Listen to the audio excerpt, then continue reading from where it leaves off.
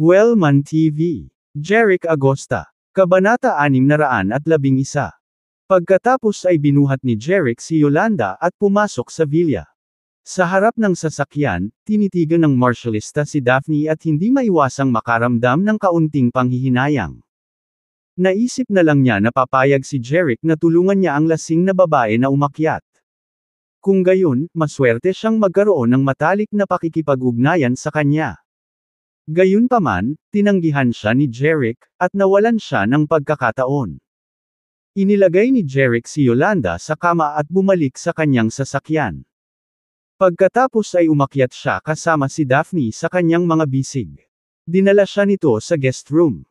Inihiga siya nito sa kama at maingat na hinubad ang kanyang high heels. Pagkatapos niyang itago, lalabas na sana siya ng kwarto. Gayunpaman, biglang iminulat ni Daphne ang kanyang mga mata, na nagniningning na parang apoy. Niyakap niya si Jeric at sinabi sa malumanay na boses, "Huwag mo akong iwan, mahal kita." Natigilan si Jeric at nagtatakang tumingin sa kanya. Hindi nagtagal ay nalaman niyang puno ng pagnanasa ang mga mata nito at ang magandang mukha nito ay namula sa ilalim ng liwanag. Mainit din ang hininga niya. Bigla niyang naalala na ang red wine ni Daphne ay nilagyan ng droga ni Gable. Sa pamamagitan ng kanyang God's Eye, alam na niya na ang mga aphrodisiac ay kakilakilabot. Ang sinumang kumuha ng mga aphrodisiac na iyon ay magdurusa ng husto, na malulutas lamang sa pamamagitan ng pakikipagtalik. Kung hindi, ang taong iyon ay mamamatay o maparalisa. Kahit na ang tao ay maaaring mabuhay, ang isang tao ay kailangang mag-alaga sa kanila sa natitirang bahagi ng kanilang buhay. Samantala, nagsimulang maghubad ng damit si Daphne at unti-unting naghubad. Ilang saglit na nag-alinlangan si Jeric. Kabanata 612. Mamamatay si Daphne kung hindi niya ito bibigyan ng kamay. Nakakalungkot na makita ang isang magandang babae na namatay sa isang batang edad. Kahit na hindi siya namatay, siya ay paralisado sa natitirang bahagi ng kanyang buhay, na medyo trahedya din. Ngunit makakaligtas siya kung tutulungan siya nito. Pero hindi siya sigurado kung masisisi siya dito. Magagalit kaya si Yolanda kapag nalaman niya ito? Habang iniisip ito, nalaman ni Jeric na nahubad na ang karamihan sa kanyang mga damit at tuluyan nang nawala sa isip si Daphne. Obviously, wala siyang choice kundi tulungan siya. Napabuntong hininga si Jeric at sinabing, "Bueno, ang pinakamahalagang bagay ay ang iligtas siya. Gagawin ko itong mahirap na gawain." Bago niya simulan ang mahirap na gawain, kinuha niya ang kanyang telepono at nagsimulang mag-record ng video. Ginawa niya ang video upang ipagtanggol ang kanyang sarili nang magdulot sa kanya ng gulo si Daphne. Ito ay maaaring patunayan ang kanyang kawalang kasalanan. Matapos iset ang telepono sa tamang lugar, humiga si Jeric sa kama. Umaarte na parang isang inosenteng binata na napilitang gumawa ng mahigpit na itinikom ang kanyang mga labi at tumingin kay Daphne na may hinaing sa mga mata, pinapanood itong gawin ang lahat ng gusto niyang hinihingi. Ilang martialists ng Evergreen Sect ang nagpapatrolya sa courtyard ng villa. Biglang narinig nila ang matinis na boses ng isang babae na nagmumula sa isang kwarto sa ikalawang palapag. Natigilan silang lahat. Ang nanginginig na boses ng babae ay puno ng kawalan ng kakayahan at labis na kagalakan. Paanong hindi alam ng mga martialists na ito ng Evergreen Sect kung ano ang nangyayari? Masasabi rin nilang hindi yun boses ni Yolanda. Hindi nagtagal ay napagtanto ng Marty A-list na nag-alok na tulungan si Daphne na makaakyat noon sa itaas kung sino ang umuungol ngayon. Hindi nakakagulat na tinanggihan ni Jeric ang kanyang alok. Pareho pala silang Yolanda at ang babaeng iyon ay girlfriend ni Jeric. Nakikinig sa pasulpot-sulpot na boses na nagmumula sa itaas, ang lahat ng mga martialists ay higit na naiinggit. Napakaswerte ni Jeric. Isang gabi ang lumipas. Ang sikat ng araw sa umaga ay bumaha sa kwarto sa pamamagitan ng bintana. Ang sahig ay puno ng magulong damit, at ang kubrekama ay hindi maayos. Si Daphne ay natutulog sa kama, ang kanyang balat ay napakaselan at malambot. Nalantad sa sikat ng araw, ang kanyang katawan ay kaaya-aya at hubog, nagniningning na may mahinang gininto ang kinang. Kabanata 613. Para itong isang maganda at walang kapintasang obra maestra na nilikha ng Diyos. Mahimbing pa ring natutulog, tila naramdaman niya ang mainit na sikat ng araw, dahilan para bahagyang yumangay ang makapal niyang pilikmata. Pagkatapos ang kanyang magagandang pilikmata ay dahan-daang bumukas na parang mga pakpak ng butterfly. Sa unang tingin, natagpuan niya ang sarili sa isang hindi pamilyar na kwarto. Bukod dito, pakiramdam niya ay nakahiga siya sa isang mainit na katawan. Pagkaupo niya ay bigla niyang nakita na may lalaking nakahandusay sa ilalim niya. Nang makita niya ang hubad na lalaki, napasigaw siya, "Ah!" Nang marinig ang sigaw, biglang iminulat ni Jeric ang kanyang mga mata, saka mabilis na bumangon at inabot ang kanyang bibig upang takpan ang kanyang bibig. Siya, "Huwag kang mag-alala. Hindi naman ako masamang tao," sinabi agad ni Jeric sa kanya. Nanlaki ang magagandang mata ni Daphne habang nakatingin kay Jeric na nakahubad. Hindi siya makapaniwala na isa itong mabuting tao. Sa oras na ito, hindi nagtagal ay nalaman niyang hubad din siya. Namula siya bigla, at maging ang mga tenga niya ay namula. Buhu! Ang katawan ni Daphne ay napahikbi, ang kanyang bibig ay tinakpan ni Jeric. Seryoso siyang tinitigan ni Jeric at sinabing, "Maaari kitang bitawan, ngunit dapat mong ipangako sa akin na hindi ka gagawa ng ingay." Tinitigan siya ni Daphne at tumanggo sa takot. Inakala niyang sinundo siya ng lalaking nasa harapan niya pagkatapos niyang maglasing sa hotel kagabi. Sa sobrang lasing niya, sinamantala niya ang pagkakataong makipagtalik sa kanya. Sa pag-aalalang mapatay siya ni Jeric, agad itong tumanggo nang masunurin sa kanya. Nang makitang pumayag siya, binawi ni Jeric ang kanyang kamay. Tinupad ni Daphne ang kanyang pangako at hindi na muling sumigaw. Labis na pait at lungkot lang ang naramdaman niya sa kanyang puso. Hindi niya akalain na may mangyayaring kahindik-hindik pagkatapos niyang uminom sa kanyang birthday party kagabi. Sa oras na ito, ibinigay ni Jeric kay Daphne ang kanyang mga damit at sinabing, "Isuot mo muna ito, at pagkatapos ay ipapaliwanag ko sa iyo ng dahan-dahan." Medyo komplikado nga ang nangyari kagabi. Kailangan niyang ipaliwanag ito ng mabuti sa kanya. Isinuot ni Jeric ang kanyang mga damit, pagkatapos ay nakita niyang isinuot din ni Daphne ang kanyang pulang damit. Habang nagbibihis siya ay may napansin siyang dugo sa bedsheet. Hindi niya maiwasang malungkot. Hindi niya inaasahan na first time niyang makikipagtalik sa isang bastard. Sa pag-iisip nito ay napaiyak si Daphne, namumuo ang mga luha sa kanyang mga mata, at hindi niya maiwasang malungkot. Sinikap siya ni Jeric na aliwin, na nagsasabing, "Huwag mong sisihin ang iyong sarili. Hindi kita masisisi sa nangyari kagabi. Kung tutuusin, mamamatay ka kapag hindi natin ginawa iyon kagabi." Nang marinig ang kanyang sinabi, nagalit si Daphne kaya sinampal niya ito sa pisngi. Ang nakakatusok na sampal sa mukha ay nagpasindak kay Jeric. Nanginginig ang mga mata ni Daphne dahil sa mga luha. "Sinira mo ang virginity ko. Paano mo nasasabi ang mga sarcastic na salita?" Sagot niya. Tinakpan ng kamay ni Jeric ang pisngi at may hinaing, "Daphne, parang hindi mo pa alam ang nangyari kagabi." "Well, sasabihin ko sa iyo ang totoo. Kagabi, inimbitahan mo si Yolanda at ang iba mong kaibigan na ipagdiwang ang iyong kaarawan sa isang pribadong kwarto ng Lestrange Hotel, pero hindi mo siguro inaasahan na may nagdroga sa iyo. Alak." Nang marinig ito, mas nagalit si Daphne. Tinuro niya si Jeric at sinabing, "Nagtataka ako kung bakit kami nalasing kagabi. Ikaw pala ang nagdroga ng alak." Nang matapos siyang magsalita ay sinampal niya ulit si Jeric sa mukha. Gayunpaman, pinigilan niya ito sa pagkakataong ito. Nang malapit ng dumapo ang kamay ni Dapline sa kanyang mukha, hinawakan ni Jeric ang kanyang palso sa bilis ng kidlat. Galit na sabi ni Daphne habang nakahawak sa kanyang palso, "Ikaw na hamak na uod, bitawan mo ako." Ngumisi si Jeric. "Pakakawalan mo. Kaya mo akong sampilan ulit ha. Sa kasamaang palad, nawalan ka ng pagkakataong iyon.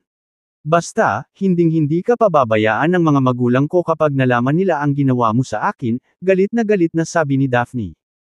"Boses." Ngumiti si Jeric at sumagot, "Daphne, wala akong nagawa." "Teka, sa tingin mo ba nilagyan ko ng gamot ang alak mo?" "Well, hindi ba?" Sagot ni Daphne. Siyempre hindi. Hindi mo ako binibigyan ng pagkakataong magpaliwanag. Hindi patas sa akin, ani Jeric. Kabanata 614. Sige makinig ka. Hindi ako ang nagdroga ng alak mo kagabi. Si Javis iyon. To be exact. Sinuhulan ni Javis ang isang manager at ilang waitress ng hotel. Naglagay sila ng aphrodisiac sa iyong alak. Bakas sa mga mata ni Daphne ang pagkagulat nang marinig ang sinabi ni Jeric. Hindi niya maiwasang isipin ang katotohanang pinuntahan siya ni Javis, kahit hindi siya imbitado. Bukod dito, alam pa niyang magse-celebrate siya ng kanyang kaarawan kasama ang kanyang mga kaibigan sa isang pribadong silid ng Lestrange Hotel. Natarante siya nang huli niya itong makita. Gabi. Dahil sa mga salita ni Jeric, napagtanto niya na sinadya ni Javis ang lahat. Tulad ng para sa aphrodisiacs. Hindi ba't iyon ang mga nakakatakot na gamot na magbibigay sa mga tao ng matinding pagnanais na makipagtalik?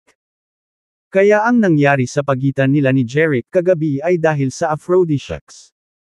Mukhang nababasa ni Jeric ang nasa isip niya kaya binitawan niya ang palso nito. Kinuha ang aming mobile phone, nag-click siya sa video na nag-record ng nangyari kagabi, inabot niya ito sa kanya at sinabing, tingnan mo at malalaman mo ito. Inilipat ni Daphne ang kanyang mga mata sa telepono ni Jeric. Napamulat siya ng mata nang may makita siyang hindi kapanipaniwala sabay pumula ng maganda niyang mukha. Laking gulat niya matapos mapanood ang buong video. Hiyang-hiya siya na sana'y may bitak sa lupa na mapagtataguan niya. Masyado siyang nahihiya na makakita ng iba. Ang video. Hindi siya makapaniwala na siya ang nagkusa na itulak si Jeric sa kama at makipag-ibigan ng husto sa kanya. Hindi nakaimik si Daphne sa hiya. Lalong gumaan ang pakiramdam ni Jeric nang makitang namumula si Daphne sa kahihiyan. Kahit na siya ay napakamayabang at galit na galit ilang minuto ang nakalipas, siya ay lumamig at kahit na nahihiya. Hindi naiwasang ipagmalaki ni Jeric ang kanyang katalinuhan. Buti na lang at kumuha siya ng video para patunayan na inosente siya. Kung hindi, mahihirapan siyang ipagtanggol ang sarili niya. Ngayong napanood mo na ang video, dapat alam mo na ang nangyari kagabi, di ba? Nagpanggap si Jeric na walang pakialam. Nilinis ang kanyang lalamunan, at nagtanong. Tumango si Daphne, at nag-iinit ang pisngi niya sa hiya. Gayunpaman, hindi pinansin ni Jeric ang kanyang kahihiyan at nagpatuloy sa pagtatanong. Tapos hindi mo na ako sisisihin ha? Galit na sumagot si Daphne, syempre gagawin ko. Natigilan si Jeric at sinabing, bakit? Uminom ka ng red wine na ininom ni Javis. Ang mga aphrodisiac ay nagkakabisa sa oras na iyon. Kung hindi ako nakikipagtalik sa iyo, ikaw ay nasa panganib. Ang mga magulang ni Daphne ay mga mandirigma, kaya natural na alam niya ang nakakatakot na epekto ng mga aphrodisiac. Gayunpaman, tumanggi si Daphne na patawarin si Jeric. Sabihin mo sa akin na si Javis ang nagdroga sa akin kagabi. Hindi ako maniniwala kung wala kang maibibigay na ebidensya. Sa totoo lang, naniwala na siya sa mga salita ni Jeric. Ngunit nagalit siya na ni-record ni Jeric ang buong proseso gamit ang kanyang telepono noong nagse-sex sila kagabi. Kabanata 615. Ang kanyang imahe bilang isang malinis na babae ay ganap na nasira. Kaya naman, nagtanim siya ng sama ng loob kay Jeric. Hindi inaasahan ni Jeric na hindi mapapatunayan ng video ang kanyang pagiging inosente. Hindi nakakagulat na ang mga tao ay palaging nagsasabi na ang mga babae ay mahirap pakitunguhan. Sa wakas ay naunawaan ito ni Jeric. Walang pagpipilian si Jeric kundi sabihin, dahil hindi ka naniniwala sa akin, hahayaan kong magpatotoo si Yolanda para sa akin. Nang marinig ito, biglang tumangala si Daphne kay Jeric at nagtanong, kilala mo ba si Yolanda? Tumango si Jeric. Oo naman. Si Yolanda ang girlfriend ko. Nablangko bigla ang isip ni Daphne. Gulat na tinitigan niya si Jeric. Pagkaraan ng mahabang panahon, nagtanong siya, ano ang sinabi mo? Ikaw ang boyfriend ni Yolanda. Seryosong tumango si Jeric. Oo, boyfriend ako ni Yolanda. Hinatid ko si Yolanda sa birthday party mo kagabi. Pero hindi ko siya pinuntahan sa private box. Noong kumakain ako sa lobby sa unang palapag ng hotel, nadatnan kong may palihim na ginagawa sina Javas at Gable, kaya tahimik akong sumunod sa kanila. Nalaman kong nidroga nila kayong lahat at nahihilo kayo, pinakiusapan ni Javas ang manager at ang waitress na ihatid kayo ni Yolanda papunta sa kwarto niya. Sa huli, tinuruan ko sila ng leksyon at dinala kita pabalik sa villa. Sa pagsasalita tungkol dito, tumingin si Jeric kay Daphne at sinabing may hinaing, pero hindi ko inaasahan na ganoon ka pala tao. Pinapunta kita sa guest room para magpahinga ng mabuti, pero ikaw. Itinulak mo ako pababa at sinira ang kailan isang puri ko. Nako, sobrang sakit ng puso ko. Sa pagtatapos ng kanyang mga salita, tinakpan ni Jeric ang kanyang dibdib gamit ang kanyang kamay, at tumulo ang mga luha sa kanyang mga mata. Napanganga si Daphne nang makita iyon. Nagkamali ba siya nang narinig kay Jeric? Nabanggit ba ni Jeric na sinira niya ang kanyang kailan isang puri? Ayon sa video, una niyang itinulak si Jeric sa ibabaw ng kama. Ngunit tila si Jeric ang pinakamasaya. Nga pala, bakit iginiit ni Jeric na siya ang natalo? Birhen ba si Jeric? Agad naman itong itinanggi ni Daphne, dahil boyfriend siya ni Yolanda. Paano kaya? Virgin pa ba si Jeric? Well, itigil mo na ang pagloloko sa akin. Agad na napako si Daphne sa kanyang kasinungalingan. Walang pakialam si Daphne kung kaninong kabaklaan ang nasira. Sa halip, iniisip niya ang isang bagay na mas seryoso. At iyon ang ginawa niya sa nobyo ni Yolanda kagabi. Paano niya haharapin si Yolanda at ipaliwanag sa kanya ang nangyari kagabi? Samantala, may kumatok sa pinto. Ang daga-etat sa pintuan ay nakakuha ng kanilang atensyon. Daphne, Jeric, nandyan ka ba? Tanong ni Yolanda. Laking gulat ni Daphne nang marinig ang boses ni Yolanda. Nag-aalala talaga siya na baka malaman ni Yolanda ang ginawa nila kagabi. Sa hindi inaasahang pagkakataon, dumating dito si Yolanda. Kinabahan bigla si Daphne.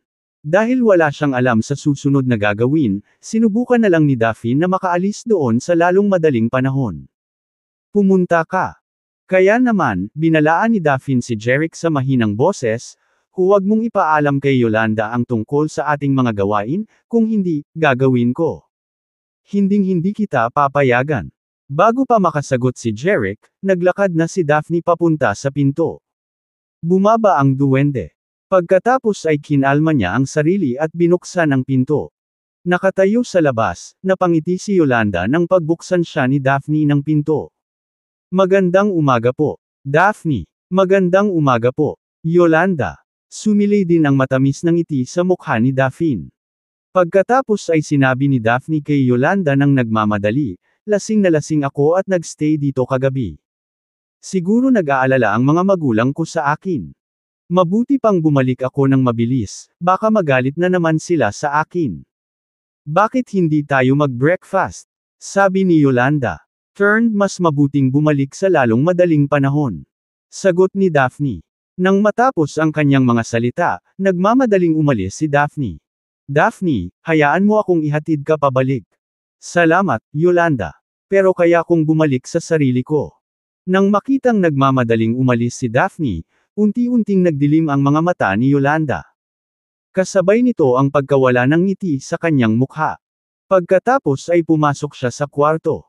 Isang sulyap niya kay Jeric at saka iniwas ang tingin sa magulong kama. Sa wakas, itinuon niya ang lahat ng kanyang atensyon sa dugo. Napagtanto niya ang nangyari kagabi. Sa katunayan, pumunta si Yolanda sa silid na ito dahil narinig niyang nag-uusap sina Jeric at Daphne. Bagamat matagal na siyang hindi nakakapunta rito, narinig pa rin niya ang bahagi ng kanilang pag-uusap. Pinatunayan din ng magulong kwarto na tama siya. Umupo si Yolanda sa sofa sa kwarto at tinitigan si Jeric, na nagsasabing, si Daphne ang matalik kong kaibigan, Jeric. Kaya kung tanggapin na gusto mo siya, pero hindi mo ako kayang iwan.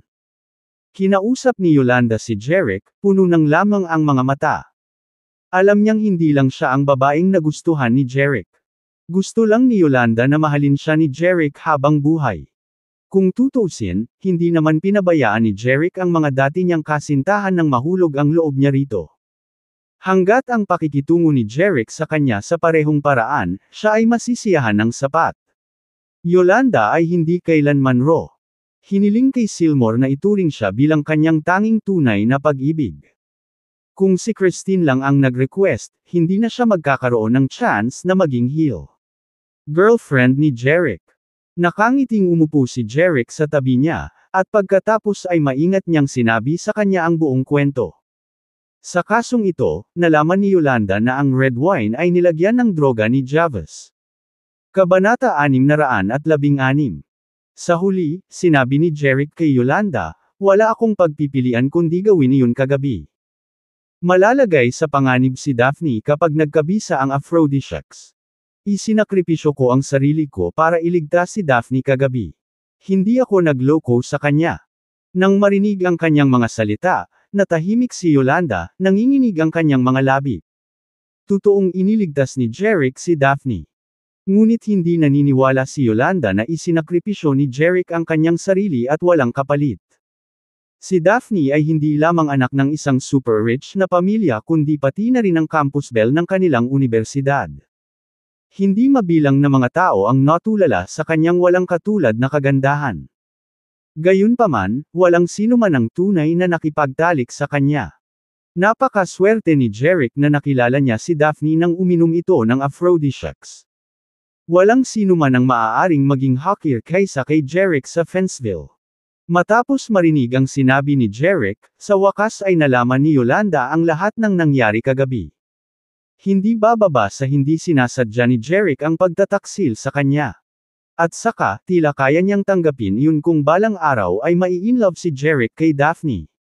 Hindi siya madidismaya tungkol dito. Hanggat mahal siya ni Jeric, magiging masaya siya tulad ng dati. Ipinadala si Javas sa isang nangungunang pribadong ospital sa Fenceville matapos siyang matagpuan. Nakahiga sa kama ng ospital, si Javas ay nakadapa.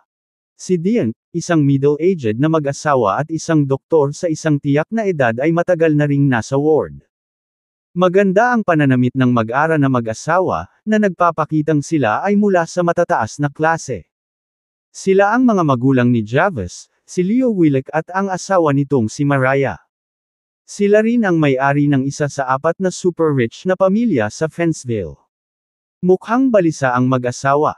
Tinitigan ni Leo ang doktor na nakasuot ng salamin at nag-aalalang nagtanong, "Mr. Quentin, okay lang ba si Javas?" Bilang pinakatanyag na doktor sa nangungunang ospital, si Bryce Quentin ay direktor din ng isang mahalagang departamento.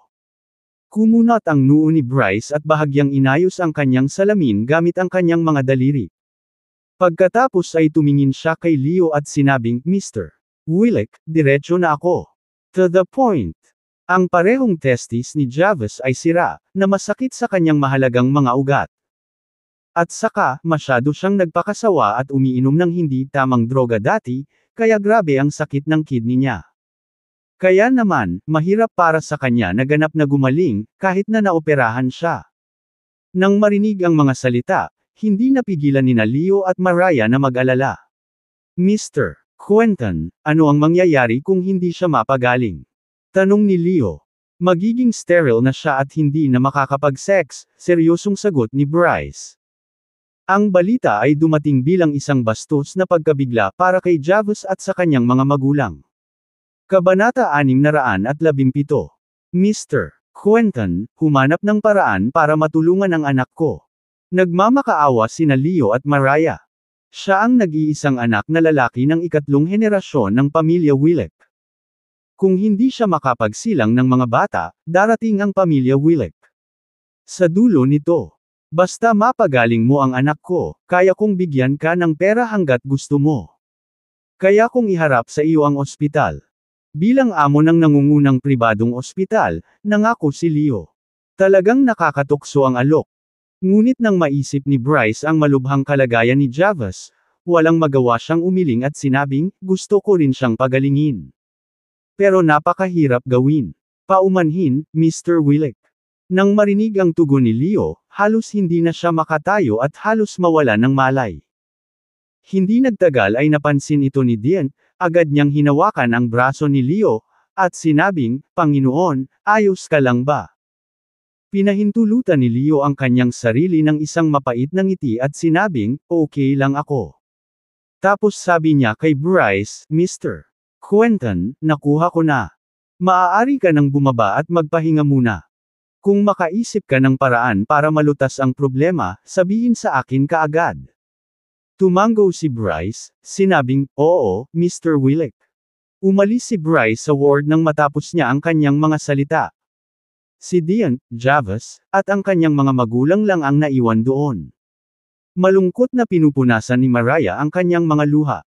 Nakaupo sa isang upuan, nakasimangot si Leo, pagod at walang pag-asa. Tila mas matanda siya ng 10 taon mula noong nagdaang gabi. Nakahiga si Javas sa kama na mapatla ang mukha. Sumasakit ang ulo niya at blanko ang isip niya. Hindi niya inaasahan na mabibigo siyang makuha sina Daphne at Yolanda kagabi. At ngayon ay nabalitaan pa niyang magiging sterile na siya at hindi na makakapag-sex. Ako ay talagang isang malaking suntok. Sumilay ang galit sa kanyang mga mata. Sinira ng binata na nagpakita kagabi ang buhay niya. Kinurot siya ng lalaki sa mukha at nabasag ang kanyang mga bola gamit ang isang paa. Gayunpaman, hindi pa rin niya kilala kung sino ang lalaki. Matagal bago natauhan si Leo. Bilang may-ari ng isang malaking pamilya, marami siyang naranasan. Bagamat isang malaking dagok sa kanya ang nangyari kay Javas, alam ni Leo na hindi siya matatalo. Medyo mayaman ang pamilya Willick. Hindi mapagaling ni Bryce si Javas. Pero hindi ibig sabihin na walang makakarating. Nagpasya si Leo na walang pagsisikap sa paghahanap sa lahat ng sikat na doktor sa Eldoria at maging sa buong mundo. Sa oras na iyon, gagaling si Javas at gagaling ang kanyang kalusugan. Tumayo si Leo at nanimbalik ang dati niyang kalmado. Tinapik niya ang likod ng asawa at sinabing, huwag kang mag-alala, magiging maayos din siya. Pinunasan ni Mariah ang mga luha sa mukha gamit ang tisyo at tumango sa asawa. Habang naglalakad papunta sa kama, sinabi ni Leo sa kanyang anak, magpahinga ka ng mabuti, Javas. Makakahanap ng pinakamahusay na doktor na gagamutin ka. At hahanapin ko talaga ang lalaking nanakit sa'yo. Kailangan niyang magbayad ng 100 beses para sa kanyang ginawa. Bahagyang tumango si Javas. Biglang dumating sa labas ng ward ang pagkalito ng ingay. Kumunot ang noo ni Leo, tumingin kay Dient at sinabing, lumabas ka at tingnan mo kung ano ang nangyayari. Yes, my lord, sumagot si Dient at lumabas ng ward. Pagkaraan ng ilang sandali, bumalik si Dient at sinabi kay Leo, Panginoon, may malaking grupo ng mga reporter sa labas. Gusto nilang makapanayam si Javas at para malaman mo kung bakit siya nagkaroon ng malaswang relasyon sa manager ng Lestrange Hotel. Kabanata 618. Biglang nagningning ang mga mata ni Leo, at dumilim ang mukha. Itaboy lahat ng mga reporter. Tinanong ko na ang mga marshalists natin na naghihintay sa labas na itaboy sila, sabi ni Dient. Noon lang naging mas maganda si Leo at sinabi niyang, naging mainit na paksa sa Fenceville ang nangyari kagabi.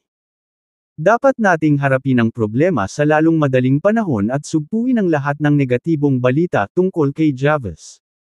Sa pagsasalita nito, tumingin si Leo kay Dient at sinabing, alagaan mong mabuti si Javas. Babalik muna ako sa kumpanya at haharapin ang mga isyu tungkol sa public relations. Got it, my lord, sagot ni Dient. Pagkatapos ay sinabi ni Leo kay Mariah, bumalik tayo sa kumpanya ngayon din. Tumango si Mariah. Bago umalis, tumingin siya kay Mariah at sinabing, magpahinga ka muna. Aayusin namin ang lahat ng problema para sa iyo. Tumango si Javas na nakahiga sa kama sa kanyang ina. Maya-maya pa, umalis sa ward sina Leo at Mariah. Sa sandaling umalis ang kanyang mga magulang, hindi na makapaghintay si Javas na tumingin kay Dient at magtanong, Dient, narinig na ba ng lahat sa Fenceville ang nangyari kagabi? Totoo ba ito? Pagkaraan ng mahabang panahon, sumagot si Dient, huwag kang mag-alala. Magiging okay din ang lahat. Nang marinig ang tugon, tumingin si Javas kay Dient at sumigaw, sagutin mo ang tanong ko. Napatango na lang si Dient nang makitang naghisterisya si Javas. Kinagat ni Javas ang kanyang mga ngipin at nagtanong, paano malalaman ito ng lahat sa Fenceville? Nabalitaan ko sa mga guard na kasama mo sa Lestrange Hotel kagabi na nawalan ka ng kontrol pagkatapos uminom ng aphrodisiacs. Tapos pinilit mo si Gable na makipagtalik sa'yo. Nakita ito ng ibang mga bisita ng hotel at ni-record ito sa kanilang mga telepono. Sila, na-i-post nila ang mga video na ito sa internet, kaya nanlaki ang mga mata ni Javas sa narinig na balita. Nawalan siya ng kontrol pagkatapos uminom ng aphrodisiacs at pinilit si Gable na makipagtalik sa kanya. May nag-record nito. Nag-post pa sila ng mga video sa internet. Nagmamadaling kinuha ni Javas ang kanyang telepono at nag-check ng balita sa internet. Sa sandaling nag-click siya sa isang website ng balita, ang headline, "The only son of the Willock family, a wild beast in the Lestrange Hotel," ay nakakuha ng kanyang pansin. Nag-post din ng video. Pinindot ni Javas ang video at tungkol ito sa ginawa niya kay Gable sa hotel. Nang matapos na panoorin ni Javas ang video, nag-alab ang galit sa kanyang mga mata. Sa sobrang galit niya ay hindi niya napigilan ang pagluwan ng isang subo ng dugo. Nang makita ito, agad na napasigaw si Dient, Mr. Willock. Kabanata 619. Maraming mga doktor at nurse ang nagmadaling pumasok sa ward. Sa wakas, matagumpay nilang nagising si Javas matapos itong magsuka ng dugo at himatayan. Pagkatapos ay hiniling ni Dient sa mga doktor at nurse na umalis sa ward para makapagpahinga ng mabuti si Javas. Nakahiga sa kama, si Javas ay nawalan ng pag-asa. Hindi sumagi sa isip niya na may magre-record ng nangyari kagabi at magpo-post ng mga video sa internet. Ito ay naging mainit na paksa sa Fenceville. Maaaring hindi mabilang na mga tao ang nakapanood din ng mga video sa buong bansa. Si Javas ay naging katatawanan ng buong Fenceville at ng internet. Sa wakas ay naunawaan na niya kung bakit napakaraming reporter ang dumating para makapanayam siya. Napakasama ng balita. May galit sa mga mata ni Javas. Mahigpit niyang hinawakan ng magkabilang kamay ang kubrekama na parang gusto niyang punatan ang kubrekama. Mr. Willock, huwag ka nang magalit. Sabi ng doktor, kailangan mong magpahinga ng maayos para mas mabilis kang gumaling, pag-aaliw ni Dient kay Javas sa mahinang boses. Tumingin si Javas kay Dient at sinabing, Dient, kailangan ko ang tulong mo ngayon. Subukan ang lahat ng paraan upang malaman ang bastard na sumipa sa aking mga bola at nagdroga sa akin kagabi. Papatayin ko siya sa pinakamabangis na paraan para mailabas ang aking galit. Gusto talaga ni Javas na patayin si Jerick. Si Jerick ay nagdulot ng walang lunas na pinsala sa kanyang katawan. Bukod dito, dumanas si Javas ng matinding emosyonal na trauma. Sa makatuwid, nais lamang ni Javas na mahanap si Jerick at pagkatapos ay gagawin niya ang pinakamadugong paghihiganti sa kanya. Natakot si Dient na himatayan na naman si Javas sa sobrang kilig. Mabilis niyang inaliw si Javas at sinabing, huwag kang magalit, Mr. Willock. Itatanong ko sa mga tao natin kung sino ang nag-frame sa iyo kagabi. Nang matapos ang kanyang mga salita, kinuha ni Dient ang kanyang telepono, umalis sa kama, at tumawag. Makalipas ang halos 5 minuto, bumalik si Dient sa ward at sinabi kay Javas, Mr.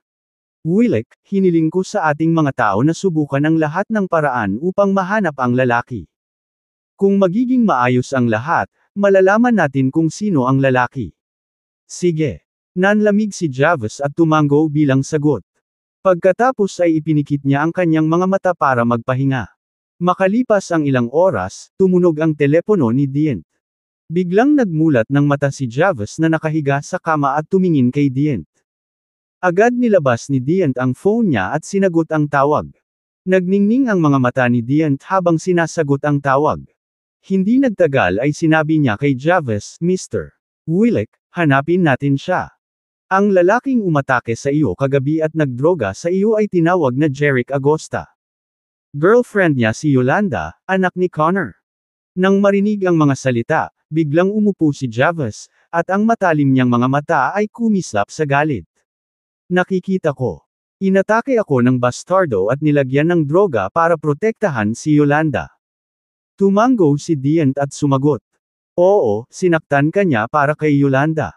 How dare he attack me? Aba, gagawin kong buhay impyerno ang buhay niya at gagawin kong babae ang girlfriend niyang si Yolanda. Umungol si Javes at aalis na sana sa kama. Nang mapansin ang ginawa ni Javes, mabilis na humakbang si Dian para pigilan siya. Mr. Willick, anong ginagawa mo? Maghihiganti ako sa anak ng aso. Sagot ni Javes. Kabanata 620. Hindi mapigilan ni Dian na sumimangot at sinabing, Mr. Willick, huminahon ka, please. Hindi ka pa nakaka-recover. Kung maghihiganti ka ngayon, magdudulot lamang ito ng mas malaking pinsala sa iyong katawan. Siya nga pala, pinag-uusapan ng lahat ang tungkol sa iyong mga iskandalo sa Fenceville. Kung maghiganti ka sa kanya ngayon, gagawin lang nito ang mas malala ang sitwasyon. Noon, kahit anong pilit natin, hindi natin mapipigilan ang pagkalat ng mga iskandalo. Ito ay lubhang hindi pabor sa iyo at sa pamilya Willick, Mr. Willick. Medyo nagpakalma si Javes sa sinabi ni Dian. Gayunpaman, hindi lubos na kumbinsido si Javes. Dian, ang ibig mo bang sabihin ay kailangan ko na siyang bitawan? Bahagyang umiling ang sagot ni Dian, hindi. Nasaktan ka ng seryoso. Hindi namin siya pababayaan. Ngunit dapat tayong maghintay hanggang ang lahat ng uri ng negatibong balita ay masugpo. Dapat magpahinga ka ng mabuti sa mga araw na ito. Hindi pa huli ang lahat para maghiganti tayo sa kanya pagkatapos mawala ang negatibong balita. Dian, aalis ba siya sa lungsod kung gagawin natin ito mamaya? Huwag kang mag-alala, Mr. Willick. Hindi siya makakatakas dahil hihilingin ko sa ating mga tao na bantayan siya. Tumango si Javes, at bakas ng kasamaan ang sumili sa kanyang mga mata. Well, bigyan mo lang siya ng pagkakataong mabuhay ng ilang araw pa. Kasabay nito, nakabalik na si Daphne sa pamilya Dawson, isa sa mga napakayaman na pamilya. Sa isang marangyang villa, si Daphne, na hanggang balikat ang buhok at magandang mukha, ay nakaupo sa sofa at nakatingin sa kanyang telepono. Isang video ang biglang nakakuha ng atensyon niya. Sa video, pinilit ni Javes si Gable na makipagtalik sa kanya. Ang video ay nakakagulat at nakakabighani. Natigilan naman si Daphne. Pagkatapos ay mabilis niyang isinara ang video. Nag-click si Dapline sa video na ito dahil ito ang pinakahinahanap na paksa sa umaga. Lumitaw ito sa iba't ibang mga platform tulad ng Twitter, TikTok, Instagram, at maraming mga online na forum. Dumadagsa pa rin ang mga ulat tungkol kay Javes at Gable. Napakaraming tao ang nanood ng mga ulat at nakibahagi sa talakayan. Habang nagulat, naalala ni Daphne na sinabihan siya ni Jeric na nidroga siya ni Javes ng mga aphrodisiac. Hiniling pa ni Javes sa kanyang mga tao na dalhin sila ni Yolanda sa kanyang silid. Nagdududa si Daphne sa sinabi ni Jeric kanina. Ngayong napanood na niya ang video, naniwala si Daphne. Ang Lestrange Hotel lang ang hotel sa video. Sigurado siya tungkol dito dahil nakilala niya ang manager na tinatawag na Gable. Bukod dito, ayon sa video, nawalan ng kontrol si Javes at nakipagtalik kay Gable ng baliw. Tila kinuha niya ang aphrodisiacs. Di nagtagal, napagtanto ni Daphne na si Jeric ang nagturo kay Javes at Gable ng leksyon nang dumating siya upang iligtas sila ni Yolanda. Upang parusahan sila, pinilit ni Jeric si Javes na kunin ang mga aphrodisiac. Kaya naman nagkaroon ng nakamamanghang balita tungkol sa ginawa ni Javes kay Gable kagabi. Sa pag-iisip nito, hindi napigilan ni Daphne ang pagtawa. Hindi niya inaasahan na magagawa ni Jeric si Javes ng ganito kalungkot. At kahit papaano ay mas natuwa si Daphne. Paglabas niya ng villa sa umaga, napagtanto niyang wala siya sa bahay ni Yolanda. Sa halip, siya ay nasa pinakasikat na villa area sa Fenceville, Emperor Mountain. Medyo nabigla siya sa oras na iyon. Ganyan ang presyo ng isang villa dito. Na kahit ilang mayaman at makapangyarihang pamilya ay hindi kayang bayaran. Kaya naman, imposibleng makabili ng bahay ang pamilya ni Yolanda dito. Maging ang kanyang pamilya, isang napakayamang pamilya, ay bumili lamang ng isang hillside villa sa Emperor Mountain. Kaya naman, sobrang curious si Daphne kung sino si Jeric. Dahil kayang bayaran ng isang elite villa doon, dapat ay makapangyarihan at mayaman si Jeric. Biglang may naisip si Daphne. Kinuha niya ang kanyang telepono at tumawag, Fabian, hilingin sa ilang first-rate martialists na protektahan ang 2 tao ng palihim para sa akin. Sino ang paprotektahan mo? Yolanda at Jeric. Nakatira sila sa No. 50 Hillside Villa sa Emperor Mountain. Okay.